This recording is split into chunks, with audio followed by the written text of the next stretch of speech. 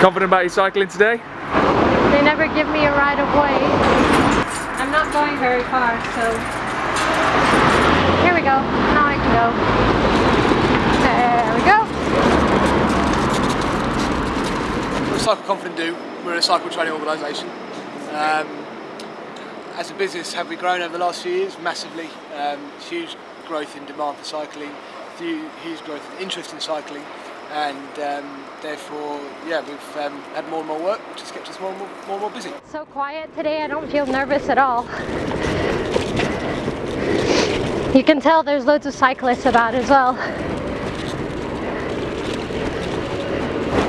I'll tell you the truth, it's a bit naughty, but I don't like stopping at the zebra crossing because I feel a bit like a pedestrian as well. Shit! There has to be a consensus about how we see London transport in the next 20-30 years, and then putting a consistent message across to everybody to dictate how that's going to be received. Do you like to go very far? No, I'm scared of the traffic in central London, so I only tend to ride around here because it's a bit quieter. No one crossed. Ooh. I have to stop. Oh, naughty! The car didn't stop. I find them chaotic. It's kind of everyone for themselves. As a cyclist, it's not very safe, and that's really why I'm here campaigning for the Go Dutch campaign. So, you heard about the Go Dutch campaign? Yeah. So you're for more lanes and better London. Oh, definitely more lanes, and maybe even cycle lanes on shared with pedestrians, like on the pavement, like they do have them in Europe. And there is not often a lot of space to move out of the way, so I prefer just riding it around here. Ghost bikes, for any cyclist or anybody who knows what they are a really sad thing to see.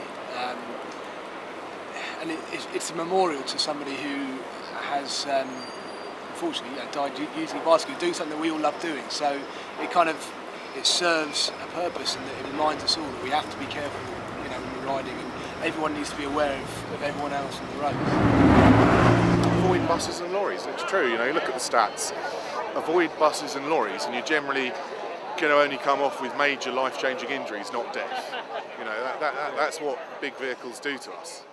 Ghost bike's been around for at least 10 years, I think, as a concept, and they are the most successful memorial that I've collected in terms of making people think about that absence. Now there's a car who wants to overtake me. I always hate this bit. I feel really threatened by the amount of taxis and buses that there are, and they're much bigger than me. Taxi drivers and bus drivers. Yeah, taxi drivers. What pisses me off? Nothing really. I actually think that the London drivers are more aware of cyclists than the ones in Manchester. Anyway, that's the fact. But I'm here just to raise awareness and get pissed. Essentially. I don't know.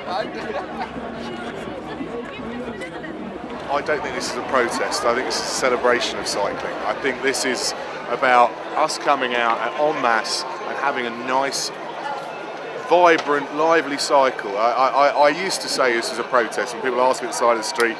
Now I just say it's a celebration. Or I lie and say it's my birthday and my friends have come out to honour me. People tend to just rush, so I could never do what this woman is doing. They're braver than me. I'm going straight. It's also about confidence as well. If you have confidence in the presence on the road, then you can dictate a lot more about how you want people to treat you as much as vice versa. This intersection coming up here, I'm always really scared because I need to cross the road, and I never know if cars are going to treat me like a car, like a vehicle, or like a pedestrian. A lack of signage on the road, like saying, give a wide berth to cyclists. And think bike. Okay, back on track. I mean, for me, cycling is a kind of metaphor for freedom. Yeah. Freedom. Freedom to go and do more things than you thought were possible. I think it's just freedom, really. It's the nearest thing to flying that I could ever experience.